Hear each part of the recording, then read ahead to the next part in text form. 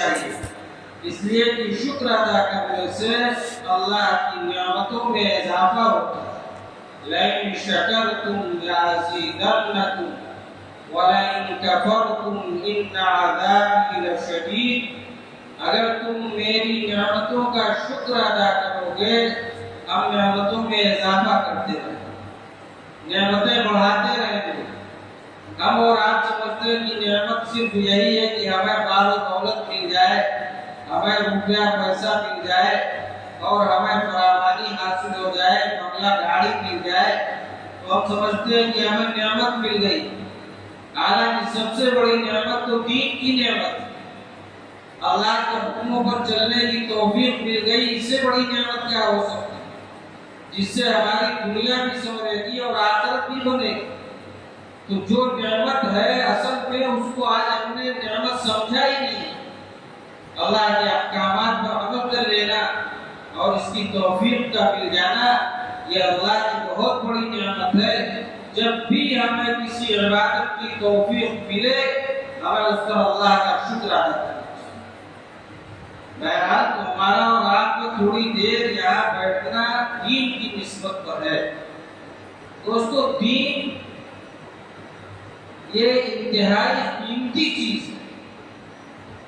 اس دین کے لیے ہمارے آقا جناب محمد رسول اللہ صلی اللہ علیہ وسلم نے کتنی تکلیفیں برداشت کی ہیں، کتنی مشقتیں برداشت کی ہیں، کتنی گالیاں دی گئی ہیں، آپ کے راستے میں کانٹے بچھائے گئے، آپ کو مجنون اور پاگل کہا گیا، یہاں تک کہ آپ کو شہید کرنے اور جان سے مارنے کی کوشش کی گئی۔ آپ نے پیٹ پر پتھر باندھے ہیں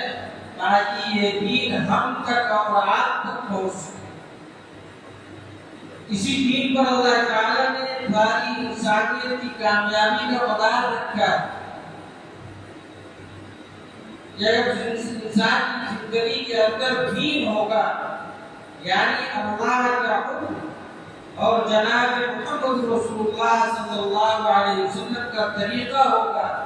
وہ انسان دنیا کے اندر بھی کامیاب ہوگا اور آخرت جہاں انسان کو ہمیشہ ہمیشہ رہنا ہے، جو باقی رہنے والی زندگی ہے،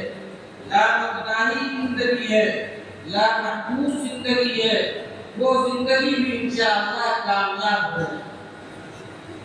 اور اگر انسان کی زندگی کے اندر دین نہیں ہوگا، یعنی اللہ کے حکموں کو پورا نہیں کر رہا ہوگا اور جناب محمد رسول اللہ صلی اللہ علیہ وسلم کے طریقے کے مطابق نہیں کر رہا ہوگا، وہ شخص دیکھنے میں بظاہر کتنا ہی کامیاب معلوم ہو رہا ہو، لیکن حقیقت میں وہ شخص ناکام ہے، نامراد ہے، دنیا میں بھی ناکام ہے، نامراد ہے اور آخرت میں بھی ناکام اور خسارے والا نامراد۔ اس لیے دین کی مجلس جہاں کہیں بھی ہو، جب بھی ہو، ہم اپنے وقت کو فارغ کر کے، اپنا وقت نکال کر اسے اپنی ضرورت سمجھ کر اور یہ سمجھ کر کہ اسی میں اللہ نے ہماری کامیابی رکھی ہے، ضرور اس میں شریک ہونا چاہیے۔ اس شرکت سے آپ کے دنیا کی زندگی بھی پرسکون ہوگی اور آخرت میں بھی آپ کو اجر ملے گا۔ یہ تھوڑی دیر کا وقت جو ہمارا اور آپ کا لگ رہا ہے، بظاہر ایسا محسوس ہو رہا ہے کہ بڑا وقت جا رہا ہے، لیکن حدیث پاک میں آتا ہے کہ انسان کو اب قیامت کے دن کسی بات کا حسرت، کسی بات کا افسوس نہیں ہوگا سوائے اس بات کے کہ اس کا فلاں وقت اللہ کے ذکر کے بغیر گزر گیا۔ جنت کے بارے جانے کے بعد کسی بات کا افسوس نہیں ہوگا۔ لا خوف علیہم ولا هم يحزنون، وہاں نہ خوف ہوگا، نہ غم ہوگا، نہ حسرت ہوگی، نہ افسوس ہوگا، لیکن افسوس ہوگا تو اس بات کا ہوگا کہ ہمارا فلاں لمحہ، فلاں وقت، فلاں گھنٹہ، فلاں منٹ اللہ کے ذکر کے بغیر، اللہ کی یاد کے بغیر گزر گیا۔ اس لیے ایسی مجلسیں اگر منعقد ہو تو ہمیں ان میں بڑھ چڑھ کر حصہ لینا چاہیے اور یہ سمجھ کر کہ اللہ نے ہمارے دونوں جہاں کی کامیابی اسی کے اندر رکھی۔ آج کشف ہوا، احباب سے ملاقات کی گئی، اللہ کا شکر ہے کہ انہوں نے لبیک کہا اور مسجد میں حاضر ہوئے۔ یہ کوشش ہماری اپنے تئیں ہونا چاہیے، انفرادی طور پر ہونا چاہیے کہ کوئی مجھ سے کہے یا نہ کہے، جب اللہ کا منادی یہ اعلان کر رہا ہے کہ حی علی الصلاۃ، نماز کی طرف آ جاؤ، حی علی الفلاح، دائمی کامیابی اسی کے اندر ہے، کامیابی کی طرف آ جاؤ، تو کوئی کہے یا نہ کہے، مجھے اپنے اعتماد سے انفرادی طور پر اللہ کے در پر پہنچنا ہے، اللہ کے حضور میں حاضر ہونا ہے۔ اس کے بعد اگر دینی مجلس ہو رہی ہے اس میں شریک ہونا ہے۔ وقت یہ اللہ کا دیا ہوا ہے، وقت کس نے دیا ہے؟ اللہ نے دیا ہے، اور اس وقت کو ہم چاہیں تو قیمتی بنا لیں اور چاہیں تو بیکار گزار دیں۔ قیمتی اسی صورت میں بنے گا جب ہم اللہ کا ذکر کریں گے، اللہ کی یاد کریں گے، جناب محمد رسول اللہ صلی اللہ علیہ وسلم پر درود بھیجیں گے، اور دین کی مجلسیں جہاں قرآن کی تعلیم ہو، حدیث کی تعلیم ہو، اور جہاں دین سیکھا اور سکھایا جا رہا ہو، ایسی مجلسوں میں شریک ہو جائے، یہی وقت ہمارا قیمتی ہے۔ اس لیے ہمارے علماء کرام نے ایک فیصلہ کیا ہے کہ انشاءاللہ ہر جمعے کے روز آپ کی مسجد، اس مسجد کے اندر ہم درس قرآن کا پروگرام رکھیں،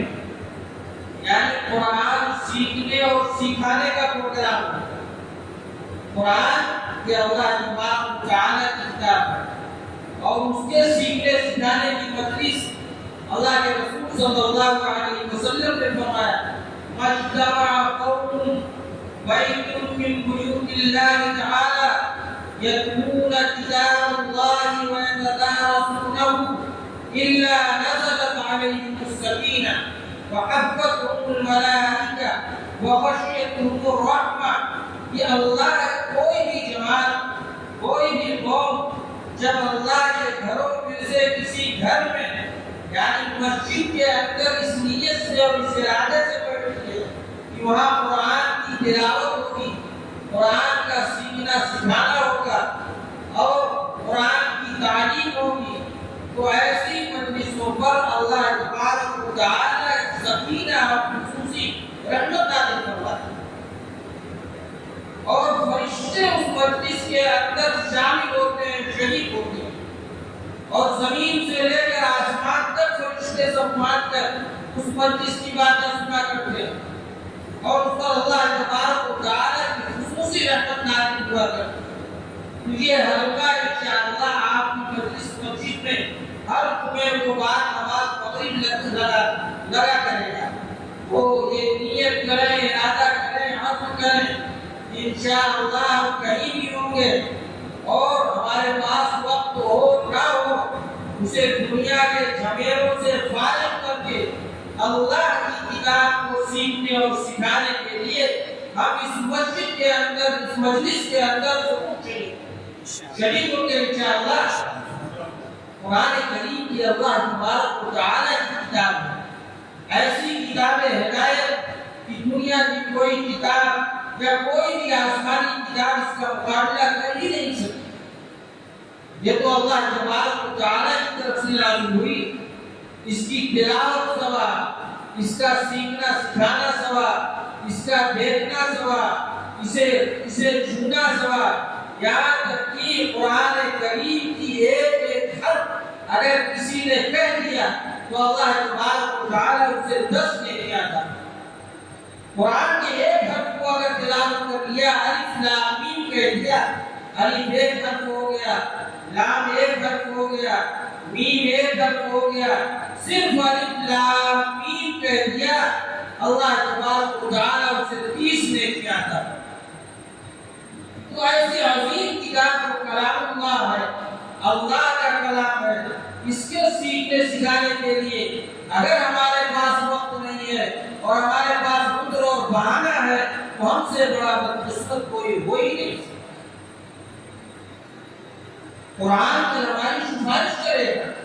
قرآن کی سفارش پر ہم جنت میں جائیں گے۔ جو ہمارا سفارشی ہے اس سے ہمارا تعلق نہ ہو، یہ تو بدقسمتی کی بات ہے۔ قرآن کریم حضور اکرم صلی اللہ علیہ وسلم کا ایسا جیتا جاگتا معجزہ ہے جو رہتی دنیا تک باقی رہے گا۔ تمام انبیاء کرام کو اللہ تبارک و تعالی نے معجزات عطا فرمایا۔ خود ہمارے آقا جناب محمد رسول اللہ صلی اللہ علیہ وسلم کو بے شمار معجزات عطا فرمائے گئے۔ ان میں سب سے بڑا معجزہ جو قیامت تک باقی رہنے والا ہے وہ قرآن کریم یعنی اللہ تبارک و تعالی کی کتاب ہے۔ اس کتاب کے بارے میں اس زمانے میں عرب جو اپنے آپ کو صاحب زبان کہا کرتے تھے، اپنے علاوہ ساری دنیا کے لوگوں کو عجم کہا کرتے ہیں، یعنی گونگے ہیں، ان کی کوئی زبان نہیں ہے۔ صاحب زبان تو ہم ہیں، صاحب لسان ہم ہیں، زبان ہماری ہے۔ زبان دانی میں ان کو اتنا شوق تھا، اتنا گھمنڈ تھا کہ اپنے علاوہ ساری دنیا کے لوگوں کو وہ گونگا کہا۔ اس زمانے میں نازل ہوا، ان لوگوں نے سوچا اور یہ کہا یہ تو محمد صلی اللہ علیہ وسلم اپنی طرف سے گھڑ کر کہہ رہے ہیں، یہ قرآن اللہ کی طرف سے نہیں ہے بلکہ یہ اپنی طرف سے آیتیں بنا بنا کر کہہ رہے ہیں۔ تو اللہ تبارک و تعالی نے حضور اکرم صلی اللہ علیہ وسلم سے کہا کہ آپ ان سے کہہ دیجئے جو یہ کہتے ہیں کہ قرآن اللہ کی کتاب نہیں ہے، محمد رسول اللہ صلی اللہ علیہ وسلم نے اپنی طرف سے گھڑ لیا ہے، آپ ان سے کہہ دیجئے کہ ذرا اس قرآن جیسی ایک کتاب وہ بنا کر پیش کرے جو اپنے آپ کو صاحب لسان اور صاحب زبان کہتے ہیں۔ جس زبان کے جاننے والے آپ ہیں اسی زبان کو جاننے والے وہ بھی ہیں، اور اس میں ایسے ایسے شعرا ہیں، ایسے ایسے فصحا و بلغا ہیں کہ اپنے آپ کی اپنے آگے وہ کسی کو سمجھتے ہی نہیں۔ آپ ان سے کہہ دیجئے کہ اس قرآن جیسی ایک کتاب بنا کر پیش کر دیں۔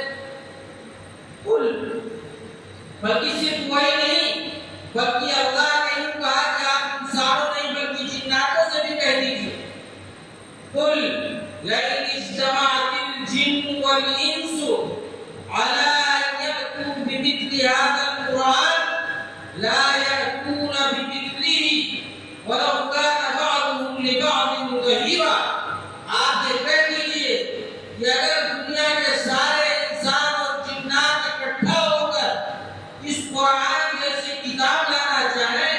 تو نہیں لا سکتے ہیں، اگرچہ اس میں سے بعض کا مددگار ہو جائے۔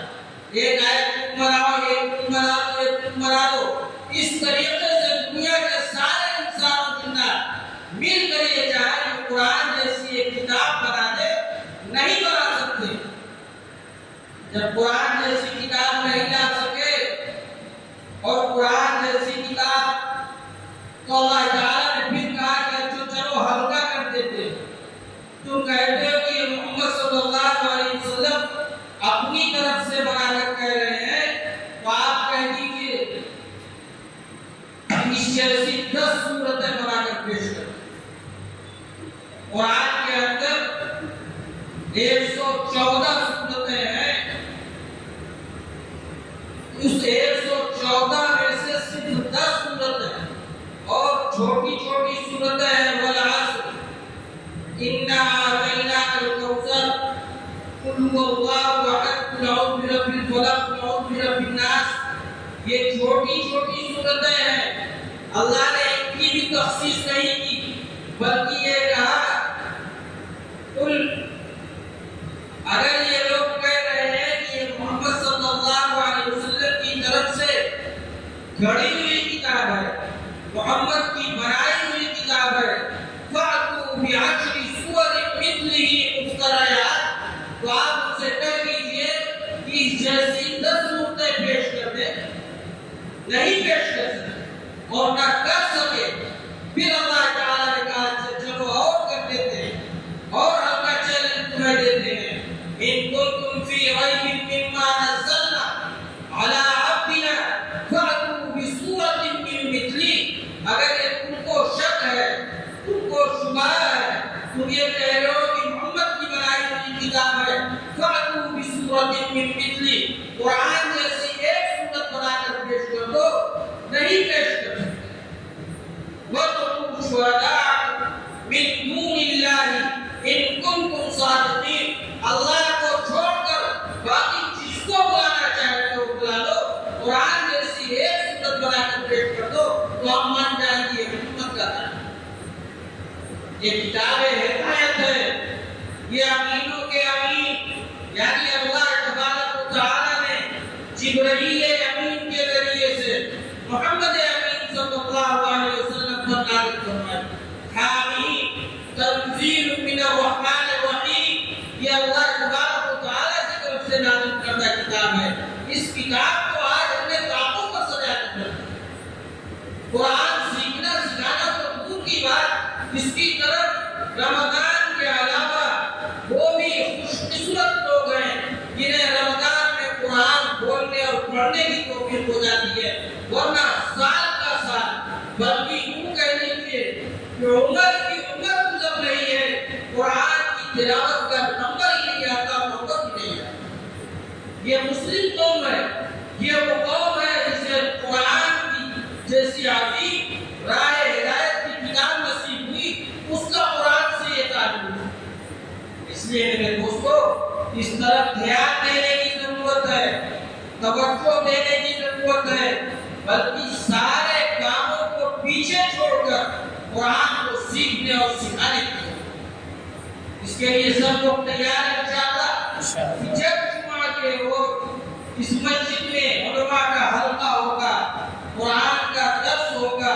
ہم ہر حال میں اس درس کے اندر شامل ہوں گے۔ اللہ تعالیٰ ہمیں بھی توفیق عطا فرمائے، آپ حضرات کو بھی توفیق عطا فرمائے، قرآن سے ہمیں سچا لگاؤ، سچی محبت، سچی عقیدت نصیب فرمائے اور قرآن سیکھنے اور سکھانے کی توفیق عطا فرمائے، قرآن کے احکامات کے مطابق زندگی گزارنے کی توفیق عطا فرمائے اور کل قیامت کے روز قرآن کو ہمارا سفارشی بنائے، اس کی سفارش سے ہمیں جنت میں داخلہ نصیب فرمائے۔ اللہ مجھے بھی توفیق عطا فرمائے، سننے والوں کو بھی عمل کرنے کی توفیق نصیب فرمائے۔ وآخر دعوانا الحمدللہ رب العالمین۔ آئندہ جمعہ سے انشاءاللہ مغرب کی نماز کے بعد حافظ یہ ہے، ہم پڑھیں کہ رسم بھائی کشف کرنے کے لیے تو آتے ہیں، یہ علماء بھی آئیں گے انشاءاللہ۔ اس کے ادھر صاحب طاہر صاحب ہے، مولانا تقسیم صاحب ہے، مولانا فیض صاحب ہے، اس میں سے کوئی نہ کوئی انشاءاللہ جمعہ کے روز یہاں آئے گا